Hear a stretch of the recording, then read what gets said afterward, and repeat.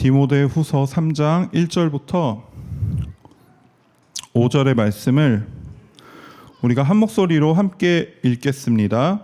너는 이것을 알라. 말세에 고통하는 때가 이르러 사람들이 자기를 사랑하며 돈을 사랑하며 자랑하며 교만하며 비방하며 부모를 거역하며 감사하지 아니하며 거룩하지 아니하며 무정하며 원통함을 풀지 아니하며 모함하며 절제하지 못하며 사나우며 선한 것을 좋아하지 아니하며 배신하며 조급하며 자만하며 쾌락을 사랑하기를 하나님 사랑하는 것보다 더하며 경건의 모양은 있으나 경건의 능력은 부인하니 이 같은 자들에게서 내가 돌아서라. 아멘. 2024년 서울대 조사에 따르면 2024년 기준으로, 그러니까 2023년부터 2024년 이렇게 1년간 한국인의 스트레스 지수를 조사를 했는데요. 그 수준이요. 36%에서 1년 사이에 46.3%까지 올랐다고 합니다. 그리고 수일간 지속된 우울감은 30%에서 40.2%로 10.2%, 그러니까 단 1년 만에 이렇게 많이 올랐다고 그 조사 결과가 나왔습니다. 그래서 오늘날 한국 내 정신 건강의 현실이 굉장히 심각한 수준으로 악화되고 있고 극단으로 치닫고 있다라는 뉴스를 봤습니다. 그러니까 많은 사람들이 지금 정신적으로 스트레스를 굉장히 많이 받고 있다고 합니다. 우리 주변만 보더라도 또 우리가 뉴스를 보더라도 지금 우리 사회가 굉장히 예민하고 또 곤두서 있다는 거를 우리가 너무 알 수 있는데요. 자녀들의 교육 현장에서도 아이들은 어리니까 그렇다 치지만 교사와 학부모들 간의 기싸움, 예민해져 있는 한껏 예민해져 있는 학부모들의 어떤 컴플레인들, 그리고 아이를 다루고 아이를 돌봐야 될 교사들의 스트레스가 한도를 넘어서서 아이를 학대하는 교사들의 그런 모습들, 이런 것들 우리가 너무 흔히 볼 수 있잖아요. 그래서 서로 예민해져가지고 서로에 대한 불신과 서로에 대한 적대감이 너무 극에 달해 있는 것들을 우리가 너무 흔히 볼 수 있어요.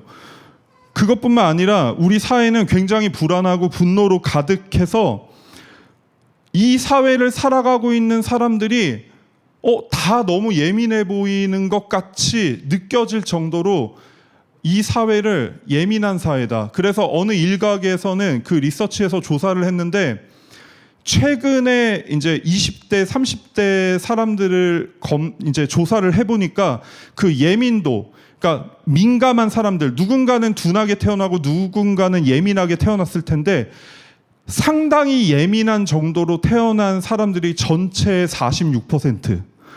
그러니까 거의 절반에 가까운 사람들이 나는 너무 예민하니까 나의 이 예민함 때문에 주변 사람들이 조금 불편함을 느낄 정도의 예민함을 가지고 있어라고 공공연하게 자신이 드러낸 사람들만, 그러니까 이걸 숨긴 게 아니라 드러낸 사람들만 무려 46%였다고 하더라고요.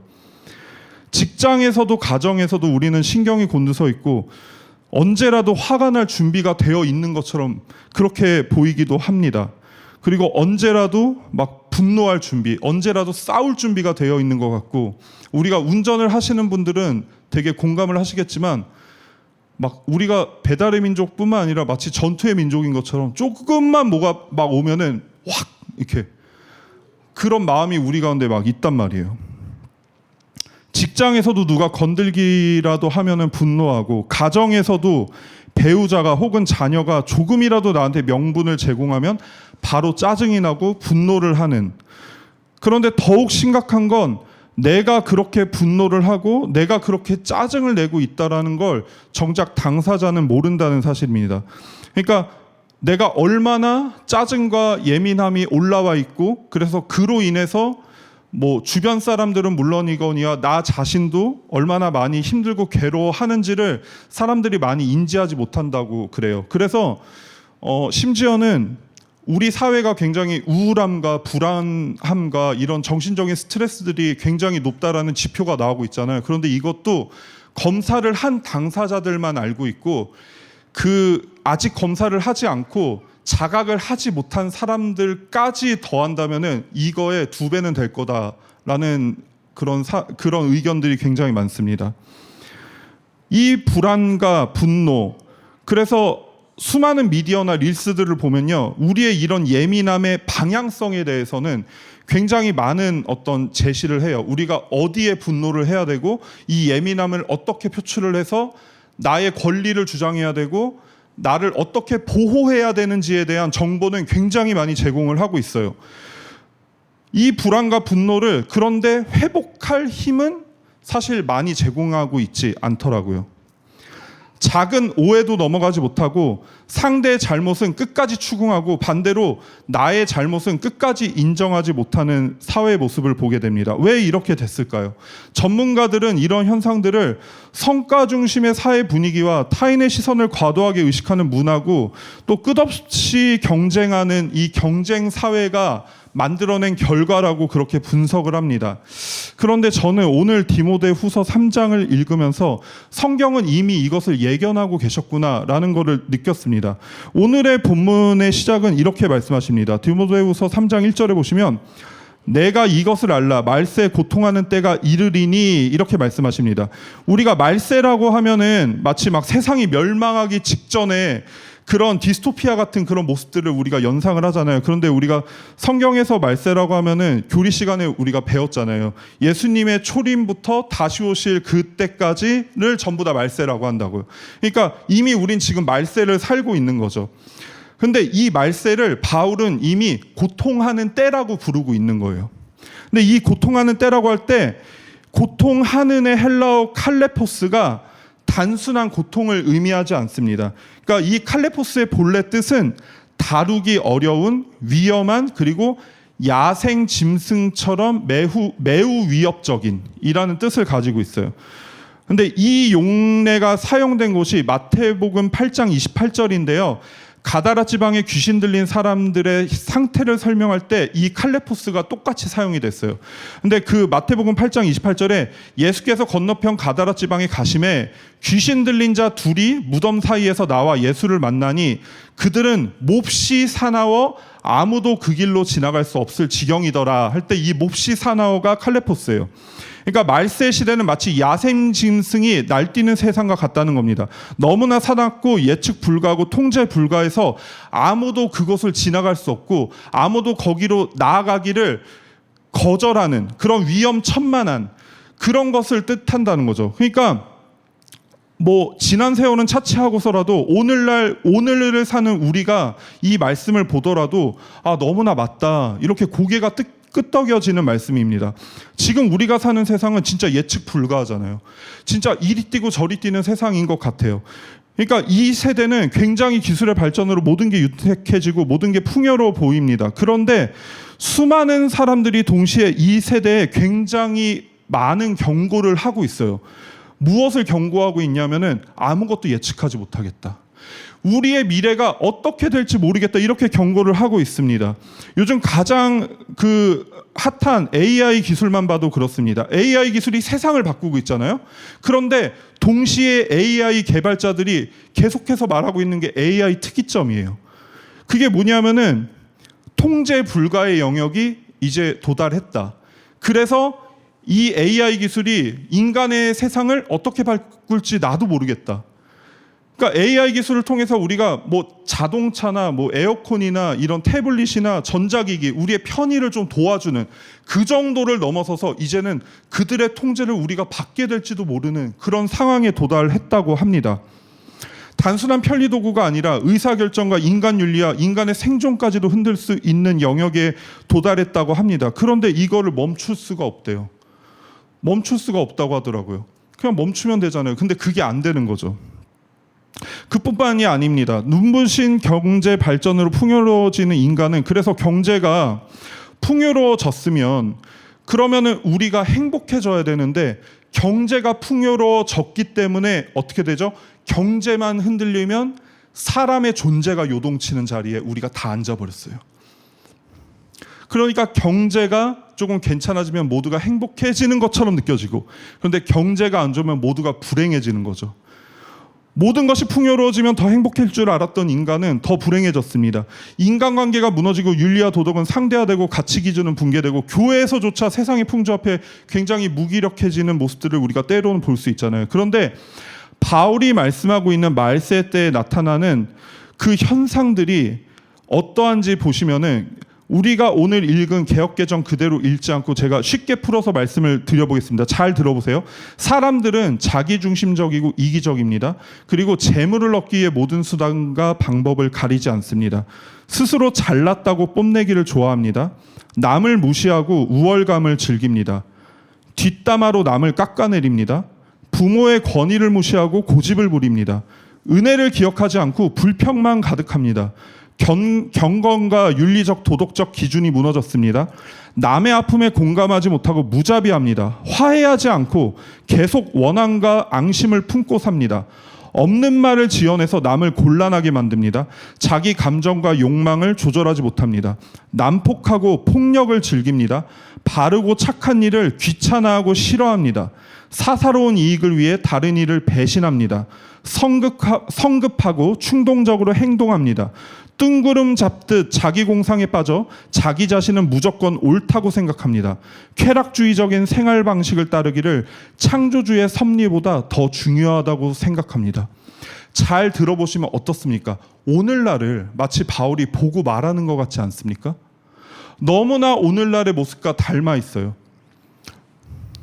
그러니까 뉴스에서는 매일같이 인간관계가 무너지는 사건들을 보도하고요. 가족 안에서도 서로를 존중하지 않고 직장에서는 막 경쟁과 어떤 인간관계의 그 암투와 직장 안에서도 정치질을 하지 않으면요. 그럼 거기서 살아남을 수 없다라는 청년들의 고백들을 막 듣게 돼요. 사회는 폭력과 분노로 들끓었고요. 복수와 증오심으로 가득 차 있어요. 그래서 인터넷 커뮤니티를 보잖아요. 그러면 나의 분노가 향할 그 대상들을 찾기에 바빠 있어요. 그래서 나보다 좀 더 악한 사람들, 내가 비난하기에 합당하고 정죄하기에 합당한 사람들을 막 찾아서 헤매요. 교회조차도 때로는 세상의 가치와 다를 바 없는 모습을 드러낼 때가 있습니다. 이 시대는 감사하지 않는 세대와 또 사랑을 잃어버린 공동체, 부모가 자녀를 함부로 대하고 자녀가 부모를 공경하지 않고 도덕적인 기준이 무너진 세상, 이게 바로 지금 우리가 살고 있는 현실이라는 겁니다. 그렇다면 바울이 왜 이 말씀을 기록했을까요? 단순히 세상이 이렇게 타락할 거니까 너희는 그거 잘 보고 있다가 절망해라, 이런 목적으로 기록을 했을까요? 아니겠죠. 바울은 디모데에게 그리고 2000년을 넘어선 오늘 우리에게 이 말씀을 기록하신 이유와 목적이 있습니다. 그 이유는요, 바로 이런 세대이기 때문에, 말세는 이런 모습이기 때문에, 이런 시대이기 때문에, 그래서 믿는 우리는 더 깨어 있어야 된다라는 목적성을 가지고 있는 거예요. 이런 세대일수록 말씀 위에 우리가 더 굳게 서야 된다. 사람들의 마음이 하나님을 떠날 거야. 그러니까 우리는 하나님을 떠나선 안 돼. 하나님 곁에 붙어 있어야 돼. 이런 말씀을 하고 있는 겁니다. 바울이 디모데에게 절망을 주려 한 것이 아니라 오히려 영적 분별력과 믿음의 결단을 주려고 하고 있는 겁니다. 오늘 이 말씀은 두려움의 메시지가 아니라 깨어있으라는 경고인과 동시에 믿는 자들에게 주어진 소명을 바울이 전달하고 있는 겁니다. 그래서 바울은 단순히 말세가 오면 힘들다라는 차원의 이야기를 하지 않습니다. 그래서 시작을 내가 이것을 알라로 시작을 하고 있는 거예요. 다시 말하면 너희가 분명히 알아야 될 게 있다. 분명히 말세를 살아가는 믿는 자들아, 너희가 이거 하나는 분명히 알고 있어야 된다라는 말로 오늘의 말씀을 시작하고 있는 건데요. 즉 이 시대를 해석할 수 있는 눈을 우리가 열라고 하는 겁니다. 세상이 왜 이렇게 통제 불가능한 차원으로 가는지, 왜 인간이 만든 문명이 결국 인간 자신의 존재를 위협하는 괴물이 되는지를 깨달으라는 겁니다. 결국 위에서 제가 말씀드린 바울이 말하는 말세의 모습이 나타난 이유가 오늘 읽은 본문에 나타나는데요. 특별히 오늘 우리가 본문에서 살펴봐야 하는 단어가 있습니다.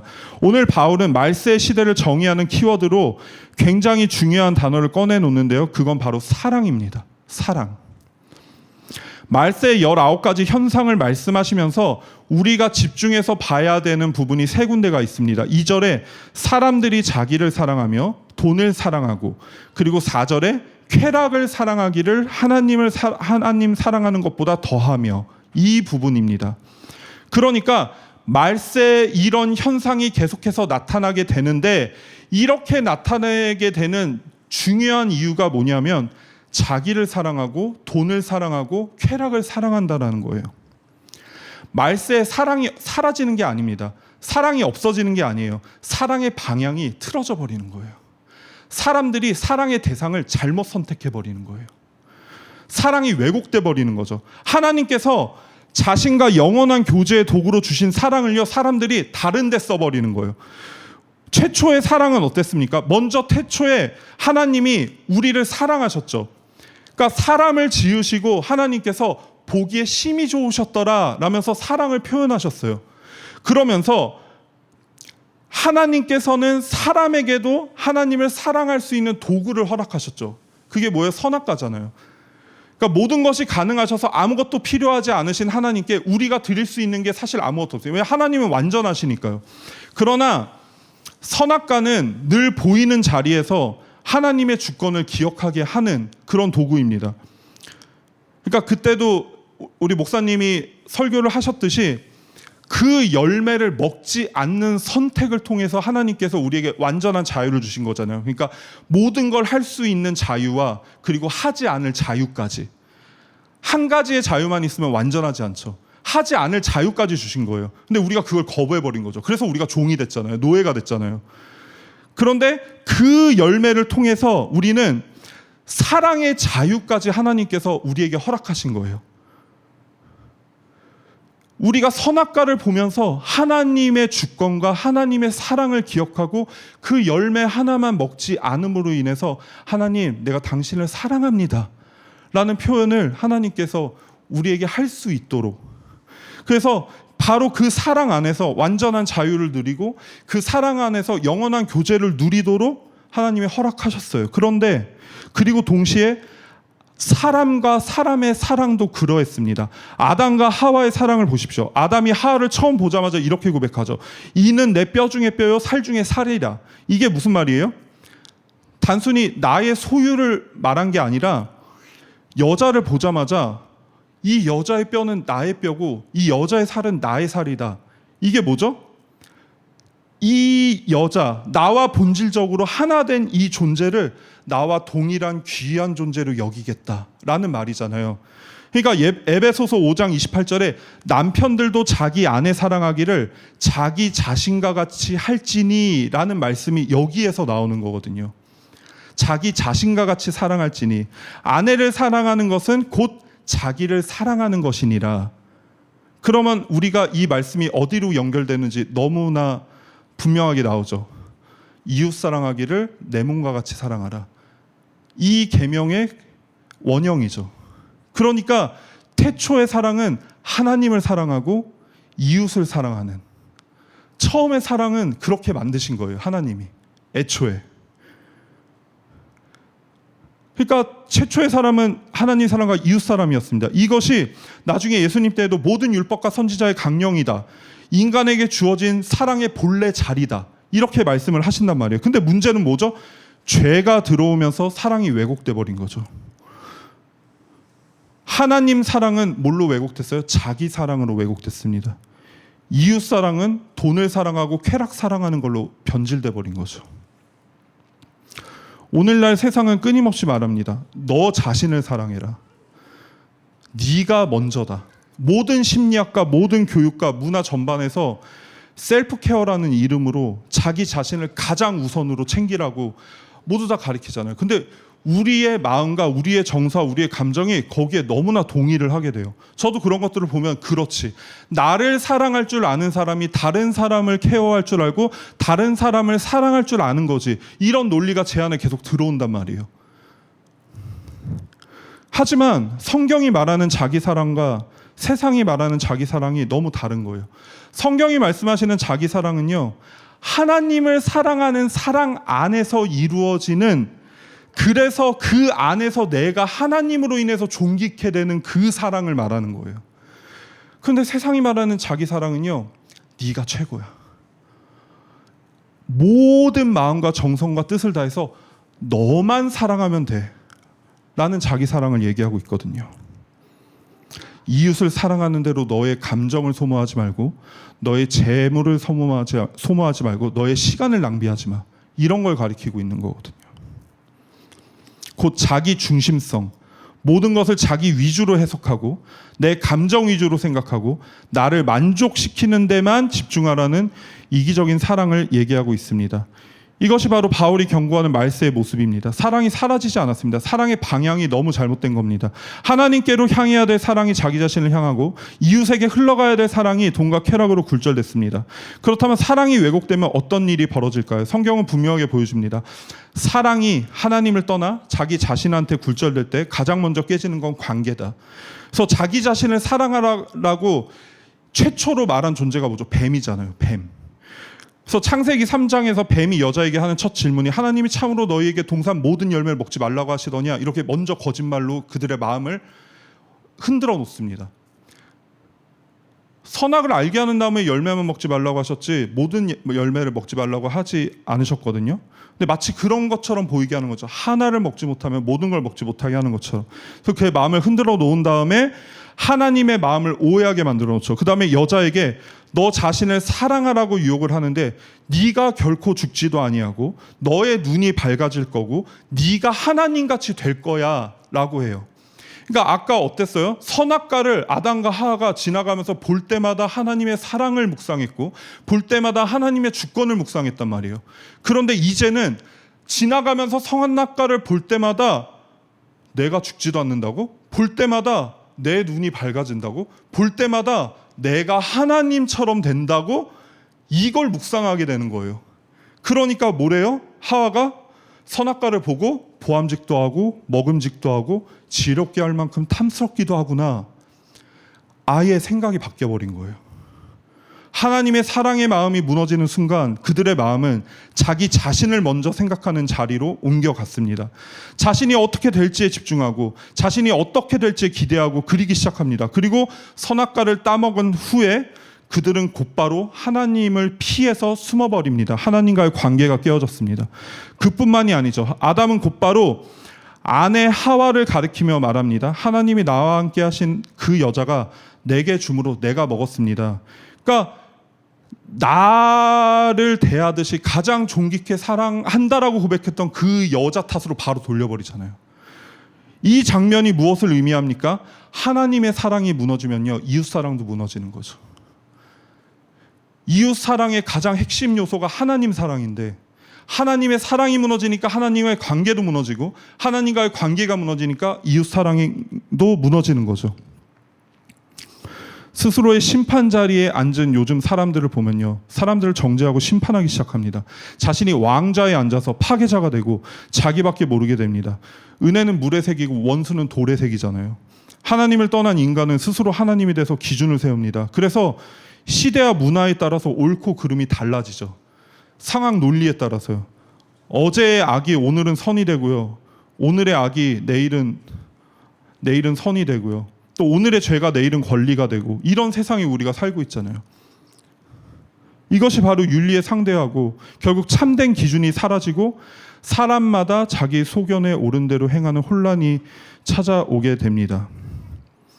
그럼 이런 현상에 대해서 성경이 가르치면 어떻습니까? 마태복음 16장 24절, 아무든지 나를 따라오려거든 자기를 부인하고 자기 십자가를 지고 나를 따르라. 자기 사랑에 대항하는 길은 자기 부인밖에 없습니다. 예수 그리스도께서 십자가 앞에서 그러하셨듯이 우리도 내 뜻대로 하지 마옵시고 아버지 뜻대로 하옵소서 라고 고백하는 순간 우리는 자기 사랑에서 벗어나 아버지의 사랑으로 나아갈 수 있게 되는 거죠. 하지만 세상이 볼 때 그것은 너무나 죽는, 내가 없어지는, 그래서 믿는 자들조차 내가 감히 하나님 앞에 하나님, 내가 하나님께 내 삶을 드리겠습니다, 하나님 내 삶의 주인이 되어주세요 라는 고백을 감히 하지 못하는 이유의 거의 90% 이상이 그거잖아요. 내 마음대로 뭔가 하고 싶고 내 뜻대로 뭔가 하고 싶을 때 그때 하나님 막으시면 어떡해? 이 마음 때문에. 이게 솔직한 우리의 고백 아닙니까? 하지만 그것이 사망의 길이라고 말씀하고 계신 거죠. 또 바울은 돈을 사랑함을 이야기합니다. 하나님 사랑에서 벗어난 자들은 반드시 무엇인가를 섬기게 돼 있습니다. 성경은 그걸 우상 숭배라고 합니다. 그래서 어느 시대나 사람들은 하나님을 떠난 자들은 무조건 풍요를 섬기고 그 풍요의 신을 만들어서 섬기게 되죠. 그래서 디모데전서 6장 10절에 보면 바울은 돈을 사랑함이 일만하게 뿌리가 된다 이렇게 얘기하고 있어요. 돈 자체는 악이 아닙니다. 그런데 돈을 사랑하는 것은 문제가 된다 이렇게 얘기를 하는 거예요. 하나님보다 돈을 더 사랑하고 돈을 더 신뢰하는 건요, 하나님을 섬기고 하나님을 예배하는 게 아니라 돈을 섬기고 돈을 예배한다는 뜻이기 때문입니다. 그래서 디모데전서 6장 10절 말미에 이것을 사모하는 자들이, 그러니까 이것을 예배하는 자들이, 돈을 예배하는 자들이 미혹을 받아 믿음에서 떠나 많은 근심으로 자기를 찌르게 될 거다 이렇게 얘기를 하고 있어요. 돈은 사람을 미혹합니다. 하나님을 예배하는 자들이요, 하나님 한 분만으로 만족합니다 이렇게 고백을 하잖아요. 마찬가지예요. 돈을 예배하는 자들은요, 돈만 있으면 돼요. 돈 하나만 있으면 만족하는 거예요. 돈만 있으면 내 인생을 돈이 다 책임져 줄 것 같거든요. 우리가 하나님만 있으면 하나님께서 우리의 인생 책임져 주신다고 고백을 하잖아요. 똑같은 고백을 하는 거예요. 그래서 그들이 돈이 나의 인생을 책임져 줄 거라는 믿음을 따르게 되는데 결국 그들이 이르게 되는 종착역은 근심이다 이렇게 성경이 말씀하고 계십니다. 오늘날 많은 물질적 풍요가 우리에게 평안을 주지 못한 이유가 여기 있습니다. 우리나라 얼마나 잘 살게 됐습니까? 그런데 우리나라의 정신적, 우울적 그 스트레스 지수가요, 세계 최고잖아요. 왜 이렇게 됐을까요? 말이 안 되잖아요. 얼마나 잘 사는데요. 문화적 수준은 또 얼마나 높고요. 그런데 10대들의 청소년들의 자살률 1위, 20대들의 사망률 1위가 뭐 자살, 병이 아니라 막 이런 거 어떻게 된 거죠? 물질이 우상인 이 시대는 물질로 인한 근심에 휩싸여 있습니다. 돈 문제로 가정이 파괴되잖아요. 돈 문제로 부모와 자녀가 다투게 됩니다. 형제가 원수가 됩니다. 교회도 돈 문제 때문에 교회가 파괴됩니다. 사랑의 교제가 끊어지고 시험에 들게 됩니다. 심지어 수많은 선교지가 돈이 없어서 선교를 못하는 게 아니라 너무 많은 무분별한 거대 자본 때문에 선교지가 황폐하게 된다고 그러잖아요. 결국 돈을 사랑하면 공동체를 파괴하는 강력한 무기와 같습니다. 본질을 황폐하게 만들어버리는 거죠. 그러면 이렇게까지 많은 대가를 지불하면서 그 돈을 쫓았으면 그럼 그들이 행복해야 되잖아요. 그런데 행복하질 않아요. 왜냐하면 돈을 사랑하면 결코 만족이 없기 때문입니다. 가졌으면 더 가져야 됩니다. 쌓았으면 더 쌓아야 되고 누렸으면 더 누려야 하는 게 물질이고 재물이기 때문입니다. 가졌으면 갈증이 더 커지고요. 비교의식만 더 커지는 거죠. 그러다 그 끝은 허무라고 전도서 5장에 말씀하시잖아요. 은을 사랑하는 자는 은으로 만족하지 못하고 풍요를 사랑하는 자는 소득으로 만족하지 아니하나니 이것도 헛되도다. 그래서 돈을 사랑하여 돈을 숭배하는 영혼은 결국 병들게 된다는 겁니다. 그래서 바울은 디모데전서 6장 11절에 이렇게 얘기합니다. 오직 너 하나님의 사람아 이것들을 피하고 의의 경건과 믿음과 사랑과 인내와 온유를 따르며 믿음의 선한 싸움을 싸워야 된다. 돈을 숭배하지 말라는 그 말씀 바로 다음에 나오는 말씀입니다. 이것들을 피하라. 즉 돈을 사랑하는 자리에서 그냥 일어나서 벗어나라.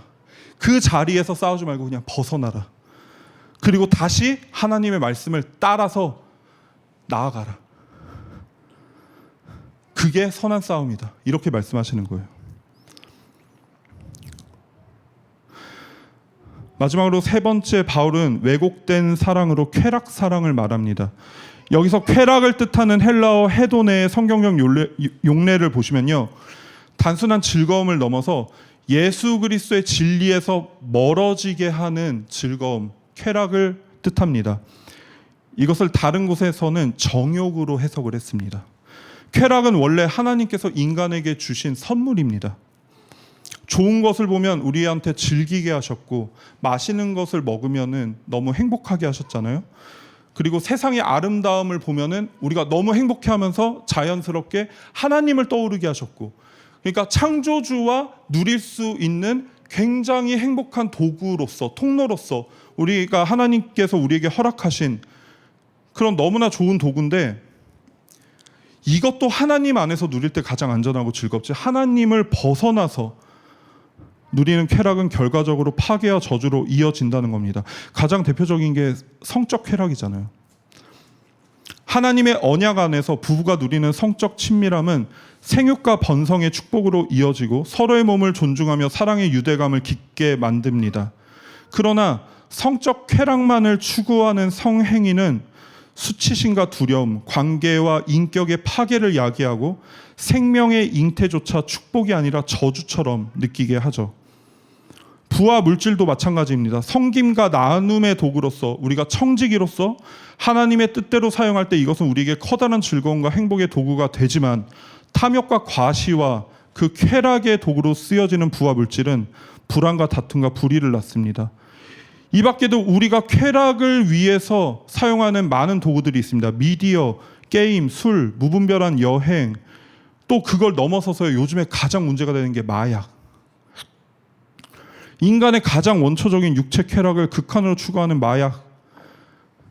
그래서 이 시대가 자신의 정욕을 우상으로 삼기 시작할 때 마치 그것이 우리를 행복하게 해주는 것 같지만 우리의 영혼은 죽어가게 된다는 겁니다. 하지만 세상은 그게 마치 생명인 것처럼 사람들을 속이고 있습니다. 그 달콤함에 속아서 그 쾌락을 손에 넣기 위해 미친 듯이 달려가고 있습니다. 사단은 이것이 생명이라 속삭이지만 성경은 이것이 사망이라고 말씀하고 계십니다. 교회도 예외가 아닙니다. 교회가 말씀 위에 서지 못하면 세상의 풍조를 그대로 따라갑니다. 경건의 모양은 있으나 경건의 능력은 전무한 껍데기만 남게 됩니다. 교회가 물질을 우선시하고 쾌락과 성공을 부러워하며 세상과 구별되지 못하는 모습으로 전락하게 될 때 교회는 그 마음과 생각과 그 사랑을 하나님께 뿌리내리지 못하게 되고, 그래서 교회는 힘을 잃어버리게 된다는 것입니다. 그래서 바울은 5절에 이러한 것들로부터 돌아서라고 단호하게 명령합니다. 5절에 돌아서라는 헬라어 아포트레포는 현재 명령형으로 사용되고 있고, 이 말은 한 번만 피하라라는 말이 아니라 지속적으로 멀리하고 습관적으로 멀리하라라는 뜻입니다. 그리고 돌아서라는 말은 단지 단절의 호소뿐 아니라 방향의 재설정의 명령입니다. 말세를 사는 우리는 깨어 있어야 합니다. 잘못 지향된 사랑을 버리고 하나님 사랑을 회복해야 하며 경건의 능력을 붙들어야 합니다. 자기를 사랑하는 세상 속에서 우리는 하나님 사랑으로 나아가야 합니다. 돈을 사랑하는 세상 속에서 우리는 하나님 나라의 가치를 따라야 합니다. 분노와 무정의 세상 속에서 우리는 용서와 화해를 실천해야 합니다. 쾌락을 사랑하는 세상 속에서 우리는 하나님을 더 사랑해야 됩니다. 경건의 모양만 남은 세상 속에서 우리는 성령의 능력을 붙들어야 하는 것입니다. 그런데 이게 우리가 결단만 한다고 되는 것이겠습니까? 그렇게 쉬운 거였다면 우리가 고민도 하지 않겠죠. 그럼 우리는 어떻게 해야 할까요? 이 모든 것을 아우르는 말씀이 무엇입니까? 그래서 예수님께서 요한복음 15장 5절에 이렇게 말씀하셨습니다. 나는 포도나무여 너희는 가지라. 그가 내 안에 내가 그 안에 거하면 사람이 열매를 많이 맺나니 나를 떠나서는 너희가 아무것도 할 수 없음이라. 이게 사랑입니다. 이게 정답입니다. 말세를 살아가는 성도에게 가장 필요한 것은 화려한 전략도 아니고 세상의 방식도 아니고 오직 예수 그리스도께 붙어 있음, 즉 예수 그리스도를 사랑함입니다. 이것이 주님을 향한 우리의 사랑이고 이것이 교회의 능력입니다. 불확실한 시대일수록 우리는 더 가까이 붙어 있어야 됩니다. 제어할 수 없는 현실 속에서 그 현실을 바꾸려고 노력하는 게 아니라 우리도 분별할 수 없고 우리도 어떻게 해야 할지 해결책이 나오지 않는 이 상황 속에서 우리는 그저 예수 그리스도께 붙어 있어야 합니다. 그 제어할 수 없는 현실 속에서도 주님은 여전히 우리의 삶을 붙드시고 우리 교회를 붙드시고 우리 가정을 붙드시는 분이시기 때문입니다.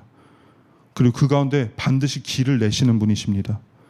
그 가운데 생명으로 인도하시는 분이시기 때문입니다. 어떤 현상 앞에서 그 현상을 고치는 것은 우리의 몫이 아닙니다. 근본이 바뀌면 결론은 저절로 바뀌게 되어 있습니다. 주님을 떠나 행복해지겠다고 탕자처럼 떠난 세대가 고통에 신음하고 있습니다. 하나님을 떠나 자기를 사랑하며 행복할 줄 알았는데 신음하고 우는 것에 그치지 않고 죽음을 향해 치닫고 있습니다. 많은 자들이 어떻게 해야 할지, 어떻게 누구에게 도움을 요청해야 될지, 어디서부터 풀어야 될지 아무도 이 실마리를 해결할 여지는 어디에서부터 시작을 해야 될지 손도 못 대고 있습니다. 그래서 믿는 우리도 그 상황에 영향을 받을 때도 사실은 있습니다. 그러나 여러분, 이럴 때일수록 우리는 더욱더 예수 그리스도의 사랑 앞에 나아갑시다. 그분의 십자가 앞에 나아가 세상이 그렇게 미련하다 손가락질하는 자기 부인의 십자가를 붙잡읍시다. 그렇게 어리석어 보이는 하나님의 미련함을 따르고 그렇게 약해 보이고 그렇게 없어 보이는 기도의 무릎으로 주님 곁에 꼭 붙어 있었으면 좋겠습니다. 그러므로 상황을 바꾸려 애쓰지 말고, 세상이 흔들려도, 그래서 내 마음도 덩달아 흔들려도, 그래서 내 감정과 내 안의 연약함이 흔들려도 예수 그리스도께 붙어 있음으로 그분을 사랑함으로 살게 되고 열매 맺고 끝까지 승리하는 우리 더보기 되기를 주님의 이름으로 축복합니다.